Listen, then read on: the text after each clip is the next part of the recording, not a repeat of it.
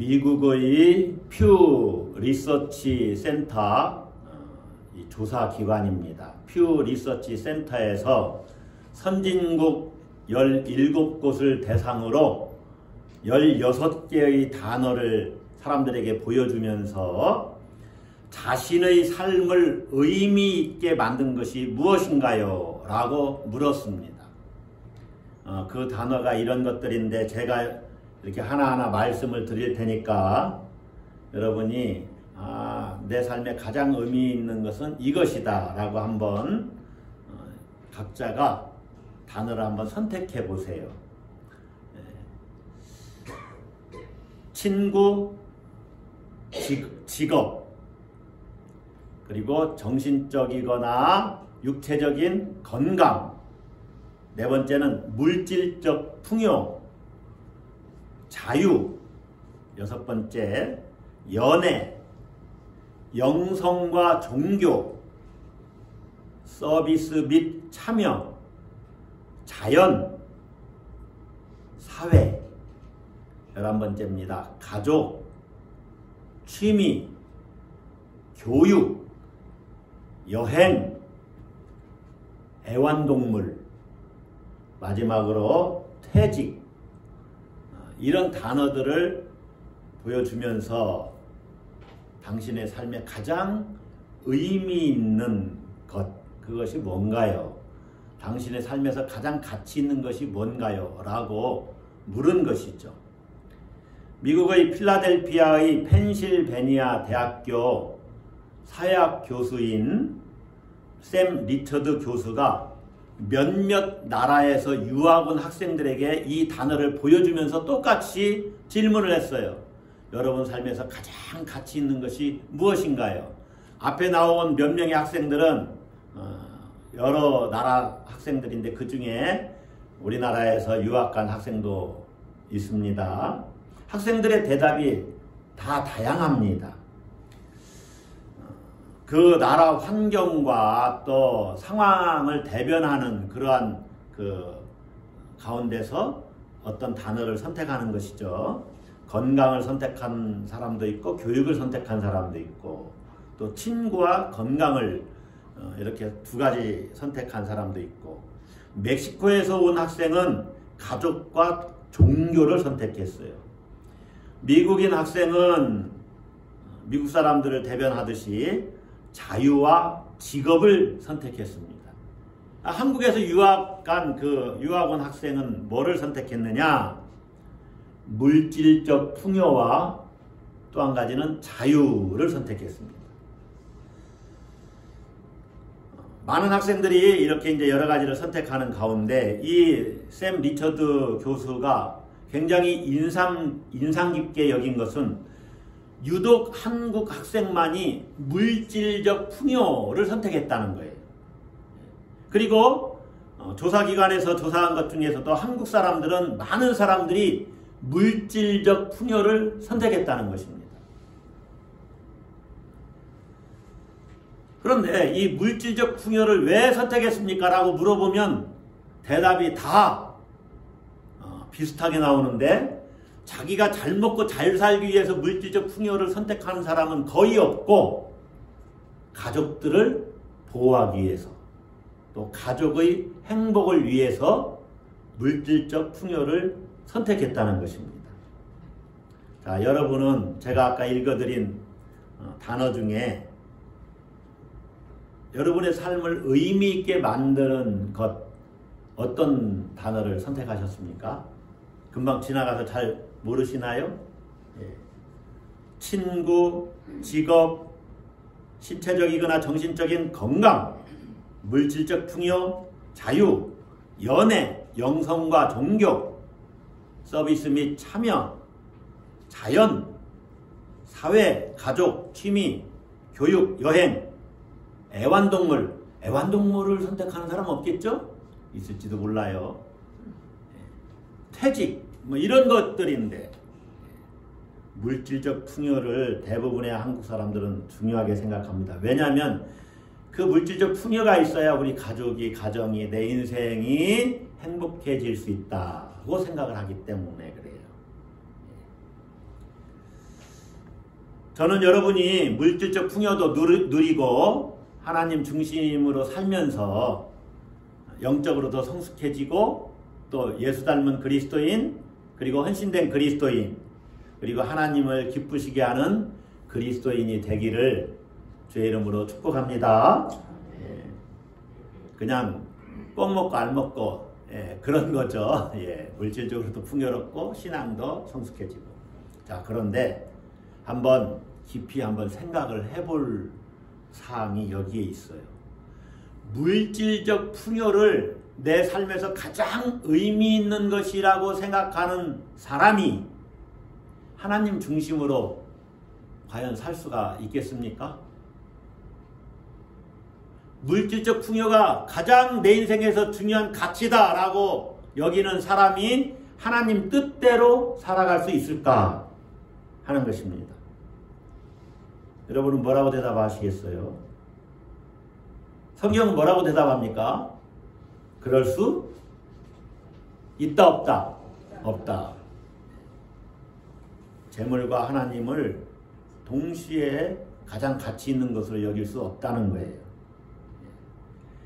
물질적 풍요를 가장 가치 있게 여기는 사람은 물질의 노예가 될 확률이 높습니다. 대부분 그래요. 모든 것에서 자유로워도 물질, 그 문제, 재물 문제에 딱 걸리면 꼬꾸라지는 거죠. 자기도 모르게 그는 재물의 지배를 받으면서 살고 있는 것입니다. 여러분, 제가 질문 하나 드릴 테니까 한번 또 생각을 해보시고 대답을 해보세요. 태어날 때부터 물질적 풍요를 누리고 사는 사람, 다시 말하면 태어날 때부터 공주처럼 왕자처럼 그렇게 사는 사람이 인생의 참 의미와 가치를 알고 살 수 있을까요? 어떻습니까? 여러분 어떻게 생각하십니까? 그렇다고 대답하기가 쉽지 않습니다. 어렵습니다.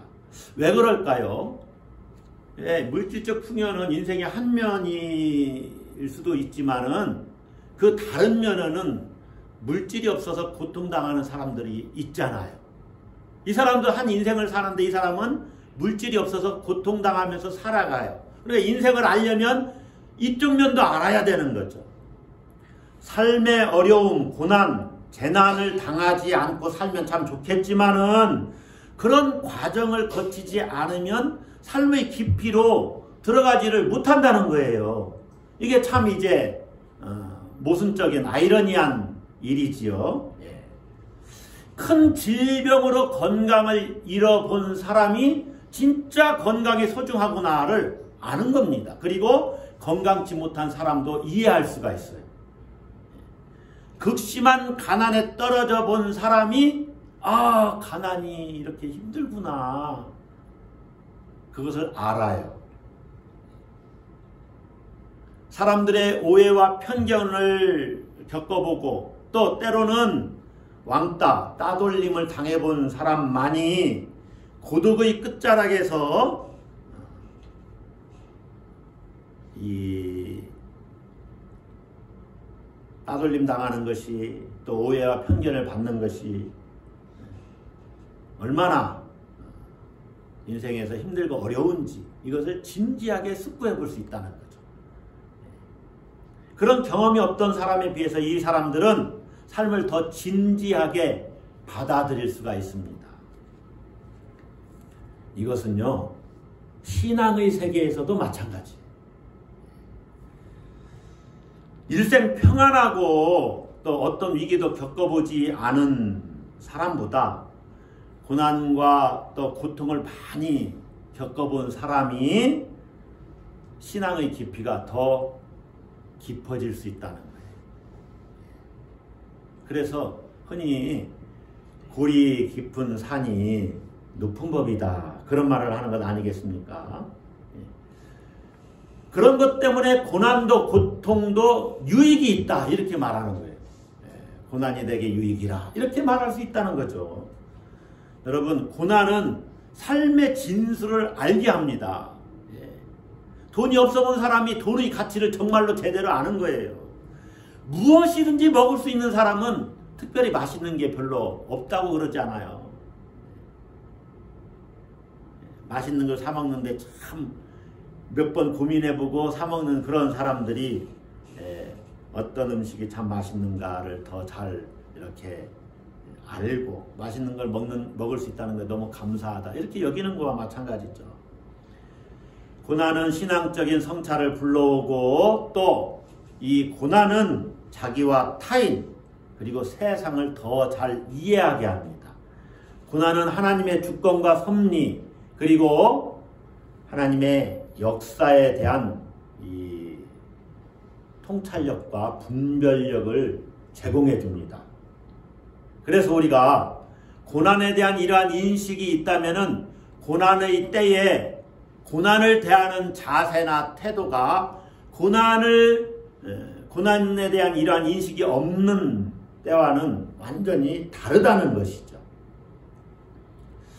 여러분은 고난이 닥칠 때 어떠한 마음과 자세로 그 고난을 대하십니까? 고난 받는 것이 좋은 사람은 하나도 없지요. 그러나 인생에 고난이 없는 사람이 없잖아요.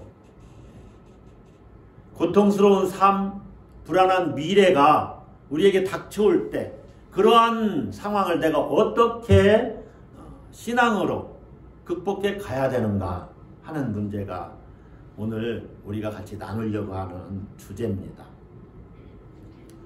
오늘 우리가 읽은 시편 31편은 탄식시에 속합니다. 시편의 유형을 여러 가지로 이렇게 분류할 때 예배 성전으로 나아가는 시, 예배시지요. 또 감사시, 찬양시, 또 왕들에게 주는 교훈시, 제왕시지요. 그리고 지혜시 여러 가지가 있습니다. 그런데 가장 많은 시편의 유형은 탄식시입니다.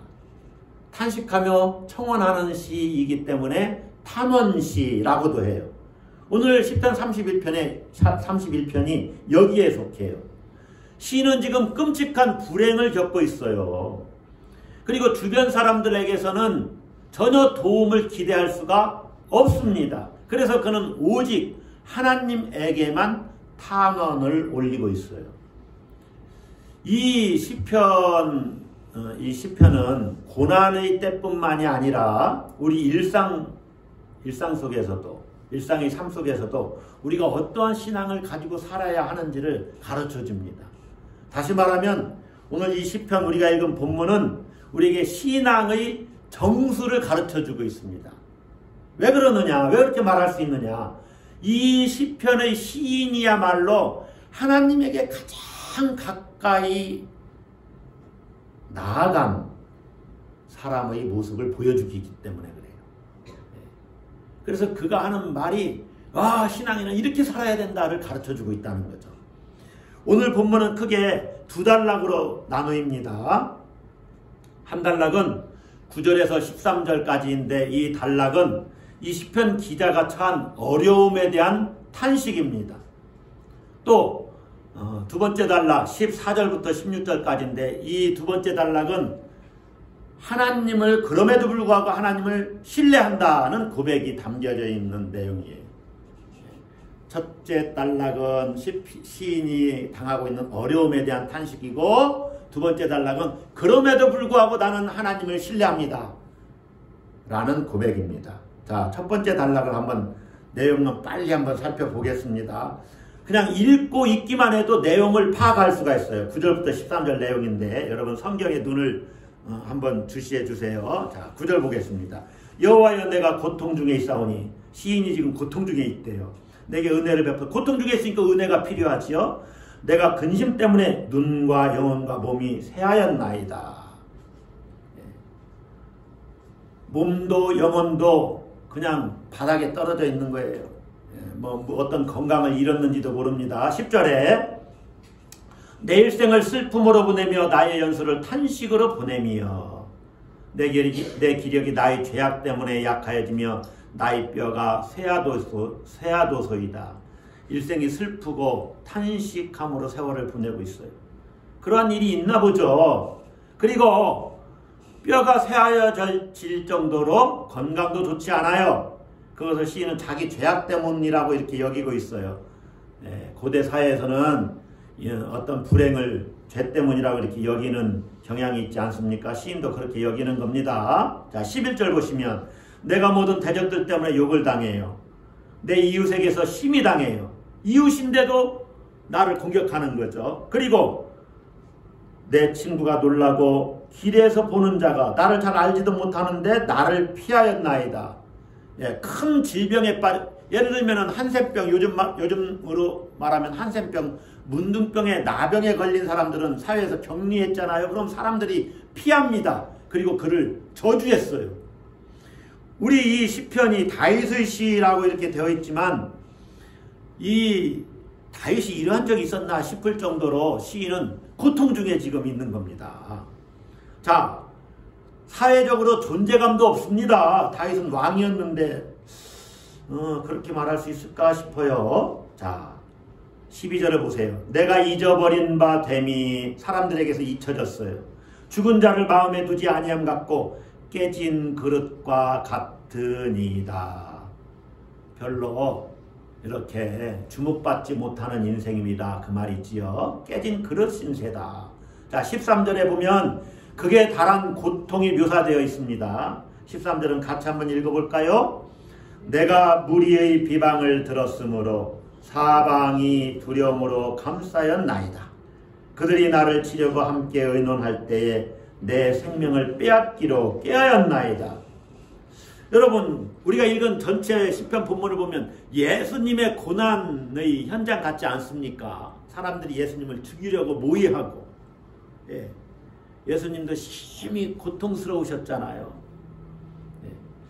자, 시인이 당하고 있는 고통과 고난이 구체적으로 무엇인지 시편 31편 전체 본문에서는 드러나 있지 않습니다. 그러나 건강을 잃었고 걱정과 근심으로 정말로 탄식하면서 세월을 보내고 있는 것만은 분명해요.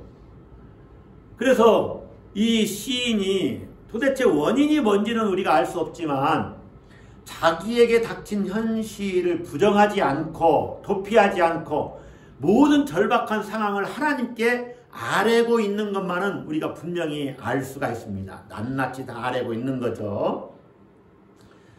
이 근심과 고통이 하루 이틀의 일이 아니고 그의 평생에 있어 온 것처럼 지속되고 있어요. 그러니까 살기가 너무나 힘들어요. 존재감도 상실되었고 자기를 모르는 사람도 자기를 공격하고 피하고 그러니까 몸과 마음이 피폐해진 거죠. 지칠 대로 지친 것입니다. 그래서 시인은 어디에서도 도움을 받지 못할 만큼 어려운 처지에 빠져 있고 죽느니만도 못한 그런 상황에 처해 있어요. 여러분, 믿음이 좋은 사람도 이런 상황이 오랫동안 지속되면은 정말로 살기가 힘듭니다. 그렇지 않습니까? 아무리 노력해도 경제적으로 나아지지 않으면 정말로 가난의 논더리가 나지요. 그렇지 않습니까? 또 정말로 하나님은 도대체 나에게 왜 복을 안 주시는 것일까? 그렇게 여겨지지 않습니까? 그래서 이런 운명에 처해지는 것을 너무나 우리는 싫어합니다.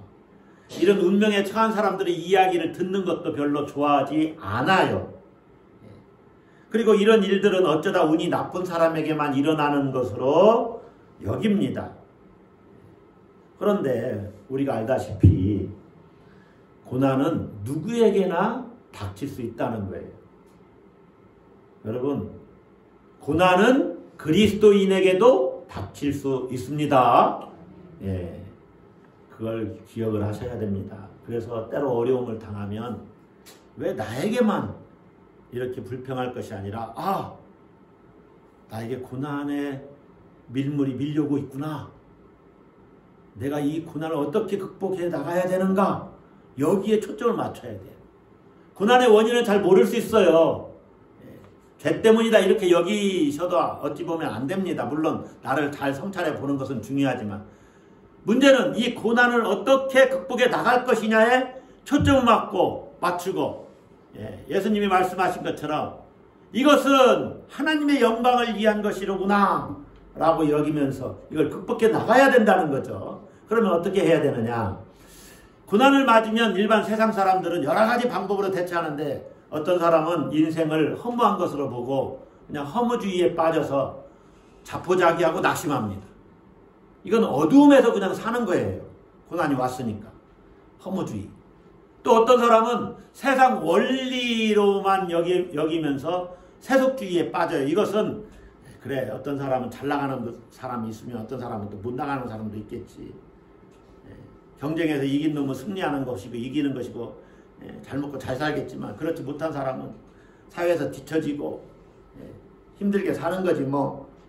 이렇게 세속주의에 빠져서 생각할 수도 있습니다.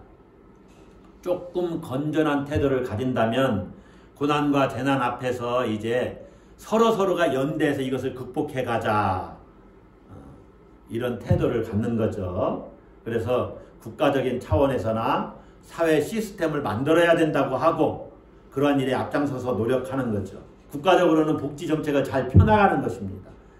우리들은, 일반 시민들은 국가가 그런 일을 잘 할 수 있도록 여론을 형성해야 되고 또 그런 일에 앞장서는 사람들을 또 투표로 뽑아주기도 해야 되고 뭐 그런 것들을 잘 해야 되는 겁니다. 그런데 우리 하나님의 사람은 어떻게 해야 되는가? 그 문제를 우리가 한번 짚고 넘어가야 되겠죠. 하나님의 사람들은 이 재난과 고난 앞에서, 사회적인 재난이나 또 자연재해 앞에서, 그리고 국가의 어떤 재난 앞에서, 또 개인적인 고난이나 고통 앞에서 어떻게 살아야 할까? 그 대답이 여러분 두 번째 달라 14절에 있어요. 14절 한번 봅시다. 같이 읽습니다. 여호와여, 그러하여도 나는 주께 의지하고 말하기를 주는 내 하나님이시라 하였나이다.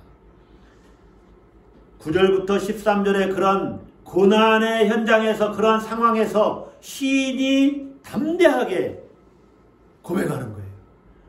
여호와여, 그러하여도 나는 주님을 의지합니다. 할렐루야.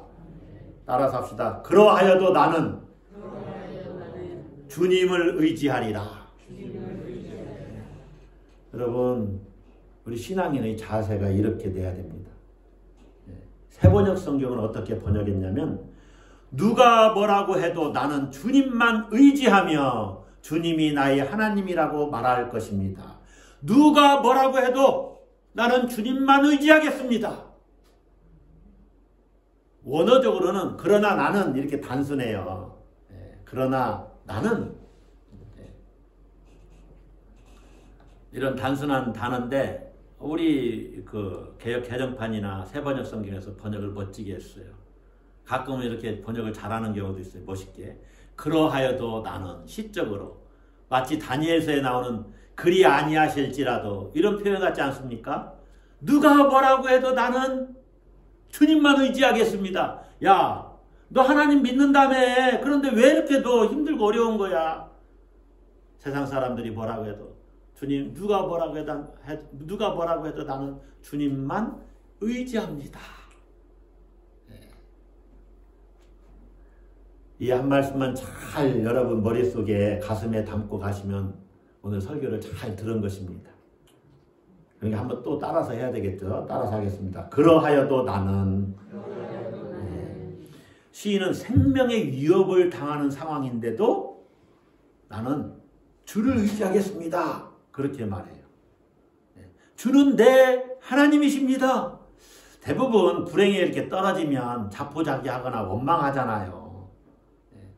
그리고 왜 나만, 다른 사람들은 멀쩡한데 왜 나만 이런 고난을 당해야 됩니까? 이렇게 원망을 합니다. 어찌 보면 이게 자연스러운 현상이죠. 시인도 아마 그랬을 수 있어요. 그러나 하나님에 대해서 묵상하면서 하나님을 더 생각하고, 하나님 어떤 분이신지 역사 속에서 이렇게 생각을 해보면서, 자기 인생도 또 생각을 해보면서, 누가 뭐라고 해도 나는 하나님을 의지해야 되겠구나, 이렇게 믿음이 생겼을 수도 있어요. 우리 기독교 신앙을 오랫동안 가지고 있어도 고난이 닥치면 때로 흔들립니다. 그게 인지상정이에요. 그러나 흔들리는 순간에 하나님에 대한 믿음을 가지고 그러하여도 나는 주님을 의지하겠습니다. 이것이 믿음이라는 거죠. 누가 뭐라고 해도 나는 주님을 신뢰합니다. 할렐루야. 예. 여러분 시인이 보면은 31편 쭉 처음부터 읽어보면 하나님은 이렇게 말해요. 예. 2절 3절에서 보면 내게 귀를 기울여 속히 건지시고 여전히 시인이 고통 중에 있으니까 내게 견고한 바위와 구원하는 산성이 되소서. 주는 나의 반석과 산성이시니 하나님을 나의 반석이라고 나의 산성이라고 시인은 이미 그렇게 고백을 하고 있잖아요. 이렇게 고백하는 시인이 말할 수 있는 거죠. 주님은 나의 하나님이십니다. 그러므로 누가 뭐라고 해도 나는 주를 신뢰합니다. 의지합니다. 아멘이십니까? 자, 이렇게 의지할 수 있는 이유가 이제 14절 15절에서 나옵니다. 예, 여러분 잘 기억하시면 너무 이 구약 성경은 그림 언어거든요. 예, 그림을 연상시켜요. 그래서 14절 보시면 여호와여 그러하여도 나는 주께 의지하고 주는 내 하나님이라 이렇게 저는 고백하겠습니다. 그랬는데 15절에서는 그걸 그림으로 설명해요. 어떻게 설명합니까? 15절 보세요. 나의 앞날이 주의 손에 있사오니 주님의 손을 쫙 그려놓고 나의 앞날은 주님의 손에 이렇게 있습니다. 자, 주를 의지할 수 있는 이유가 첫 번째 그겁니다. 나의 앞날이 주의 손에 있음을 알기 때문이에요. 여러분의 앞날, 이 앞날이라고 했지만 이것은 시간을 말합니다. 여러분의 시간, 그러니까 여러분의 현재와 미래가 주의 손에 있다는 것을 알면은 누가 뭐라고 해도 나는 주님을 의지합니다. 라고 말할 수 있다는 것입니다. 아멘? 예, 여러분의 인생이 하나님의 손에 달렸다는 것을 여러분 확신하십니까? 확신하십니까? 예, 이게 쉬운 문제가 아니죠. 예, 정말로 그렇다면 어떤 고난이 와도 하나님을 신뢰하고 의지할 수 있어요. 자, 예를 들어서 직장에서 구조조정을 합니다. 감봉을 당하거나 실업자가 될 수도 있어요. 그런데 회사의 인사를 담당하는 사람이 나를 가장 이렇게 좋게 보고 가장 성실하게 보고 그래서 가장 좋은 결과로 다른 사람보다도 가장 좋은 결과로 평가를 해줄 것을 내가 분명하게 안다면은 회사의 구조조정에 대해서 그렇게 크게 걱정하지 않을 것입니다. 그렇지 않겠습니까? 그러므로 하나님이 어떤 존재인지를 내가 분명히 안다면 나의 시간이 하나님 손에 있다는 것을 분명히 안다면 나는 어떤 일이 생기더라도 나는 하나님을 신뢰합니다. 라고 고백할 수 있다는 거죠. 자, 하나님의 손, 주의 손은 성경에서 하나님의 능력을 말하는 것입니다. 무엇을 말해요? 하나님의 능력을 말해요. 그러니까 주의 손에 내 시간을 맡긴다, 내 인생을 맡긴다는 것은 하나님의 능력 있는 하나님께 내 삶을 맡겨드립니다 하는 거예요. 마치 폭풍우가 치는 그 광야나 폭풍우가 치는 숲속에서 두렵고 떨릴만도 한데 어머니가 나를 안고 있어요. 그 아기와 같이 어머니가 나를 안고 있으면 되는 것 됐지요. 평안하지요. 하나님의 능력을 실제로 아는 사람은 이렇게 매 순간에 평화로울 수 있다는 것이죠. 왜 우리가 이 하나님의 손길을 능력 있는 하나님의 손길을 자주 경험하지 못하고 영혼의 평화를 경험하지 못하느냐? 여러분 그것은 우리가 세상의 기준으로만 인생을 판단하기 때문에 세상의 기준으로 내 인생을 바라보니까 내 영혼에 평안이 없어요. 무슨 얘기입니까? 요즘 생활하려면 한 달에 얼마는 벌어야 되는데 얼마가 필요합니다. 내년엔 더 어렵다고 하는데 내년엔 최소한 이렇게 평안하게 생활하려면 뭐 2인 가정, 4인 가족은 얼마가 있어야 됩니다. 자녀 교육하려면, 자녀 대학까지 마치려면 얼마가 필요합니다. 근데 나는 그 기준에 못 미쳐요. 그러면 불안해지는 거죠. 노후 대책을 세우려면 얼마가 필요합니다. 세상적인 어떤 기준을 사람들이 제시하잖아요. 그런데 나를 비교해보면 그렇지 못할 때는 영혼의 평화를 경험하지 못한다는 거죠. 행복한 결혼을 원하는 젊은 청년이 있어요. 배우자를 만날 때 모든 조건을 다 세상적인 기준으로 잣대를 재지요. 자매나 뭐 형제나 배우자가 직장을 가졌으면 좋겠는데 연봉은 최소한 얼마 정도 이렇게 버는 배우자감이었으면 좋겠다. 또 그 가정 환경은 어땠으면 좋겠다를 이렇게 제시하는데 우리 그 시아버지는 어느 회사 사장님이었으면 좋겠고 뭐 이런 식으로 쭉 사회적인 어떤 기준을 자기가 그걸 따라가면서 그런 사람을 찾고 있으니 늘 조바심이 나고 내 마음의 영혼에 평화와 안식이 주어지지 않는 것이죠. 그리고 문제가 안 풀리면 믿음이 부족하다고 또 자책을 합니다. 끊임없이 사회적 기준, 세상적인 기준으로 나를 평가하니까 하나님의 능력의 손길을 경험하지를 못하는 거예요. 영혼의 평화를 경험하지를 못하는 거예요.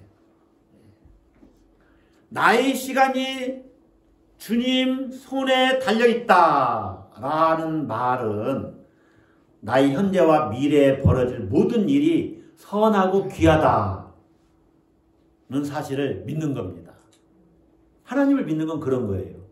나의 현재와 미래는 하나님께서 가장 선한 것으로 인도하시고 응답해 주실 것이다 라고 믿는 겁니다. 그것이 나의 앞날이 주의 손에 달려 있습니다. 나의 앞날이 주께 달려 있습니다. 주님 손에 있습니다. 라고 고백하는 거예요. 여러분 한번 생각을 해보세요. 여러분이 지금 우리 가정에 가장 나쁜 일이 뭐 생각하는 거니까 나쁜 일이 하나 생긴다고 합시다. 주식을 했는데 그나마 조금 여유가 있어서 주식을 했는데 그게 반토막이 나버렸네요. 아니면 다 날아갔다고 합시다. 예를 들면. 그러면 하나님의 선하신 그 인도하심, 풍성한 사랑이 나를 버린 겁니까? 여러분의 믿음 한번 점검을 해보세요. 사랑하는 우리 자녀가 진학에 실패했어요? 취업에 실패했어요? 그러면 그런 상황이 하나님의 사랑에서 벗어난 것입니까? 우리가 직장에서 위기를 맞았어요? 우리 직장이, 내가 다니는 직장 위기를 맞았어요? 그러면 하나님이 나를 버리시는 겁니까? 아니잖아요. 그럼에도 불구하고 하나님은 나를 사랑하시잖아요. 아멘? 아멘? 네, 그럼에도 불구하고 하나님은 여전히 나의 인생을, 내 인생을 자기가 붙들고, 하나님께서 붙들고 계시잖아요. 그것을 아는 사람은 그럼에도 불구하고 그러하여도 나는 주님을 신뢰합니다. 의지합니다. 고백할 수 있다는 것이죠. 그런 사람에게는요, 영혼의 평화가 있습니다. 할렐루야. 두 번째는 주의 얼굴을 내게 비추실 것을 알기 때문에 그러하여도 나는 주를 의지하나이다. 이렇게 고백할 수 있어요. 그게 마지막 절이에요. 16절. 그래서 여러분 오늘은 그림을 하나씩 갖고 가야 되는 거예요. 주의 손과 주의 얼굴입니다. 주의 얼굴을 비친다. 그 말은요, 주님이 내게 임재하신다는 거예요. 주님의 나타나심을 이야기하는 거예요. 주의 손이 하나님의 능력을 말하는 것이라면 주의 얼굴은 하나님의 은혜, 하나님의 임재, 하나님의 나타나심을 말해요. 그래서 시인은 그것을 확신하기 때문에 주의 얼굴을 내게 비추소서, 그래서 나를 구원해 주소서라고 기도할 수 있어요. 여러분, 어떠한 위기에 처하더라도 주의 얼굴을 내게 비추소서, 그리고 반드시 주님이 내게 얼굴을 비춰주실 줄을 믿습니다 라고 믿는 사람은 그러하여도 나는 주를 의지합니다 라고 고백할 수 있습니다. 아멘. 여러분, 우리가 풍요로운 물질 있어서 평안하고 또 안정적으로 그러면서 주님께 더 헌신하고 그렇게 살면 좋지만 때로 그렇지 않더라도 우리는 고백할 수 있어야 돼요. 설사 그렇다 할지라도 주님, 저는 주님만 신뢰합니다. 나는 주님만 의지합니다. 내 인생의 시간이 주의 손에 있습니다. 주님이 내게 얼굴빛을 비춰주실 것을 나는 믿습니다. 이 어려운 상황에서 나를 건져주실 것을 믿습니다. 할렐루야. 예수님도 주님을, 하나님 아버지를 그렇게 신뢰하기 때문에 어찌하여 나의 하나님, 나의 하나님 어찌하여 나를 버리셨나이까 그렇게 절망하면서도 마지막에는 내 영혼을 아버지 손에 부탁합니다 라고 신뢰하면서 그 죽음의 그 십자가의 길을 걸어갔습니다. 여러분, 우리 모두도 각자의 삶의 자리에서 고통과 고난의 순간이 있지 않습니까? 그때 우리가 어떻게 이 고난을 직면하면서 나아갈 수 있습니까? 나의 앞날은, 나의 시간은 주님 손에 있습니다. 그렇기 때문에 나는 주님의 구원과 주님의 선하심을 기대합니다. 주의 얼굴빛을 내게 비춰주실 줄을 믿습니다. 나를 건져주실 줄을 믿습니다. 아멘? 그렇게 흔들리지 않는 믿음으로 고백하는 사람은 그러하여도 나는 주를 의지하나이다. 누가 뭐라고 해도 나는 주님을 신뢰합니다. 그러하여도 주는 나의 하나님이십니다 라고 고백할 수 있습니다. 아멘? 여러분 따라서 한번 합시다. 그러하여도 나는 주를 의지합니다. 기도합시다.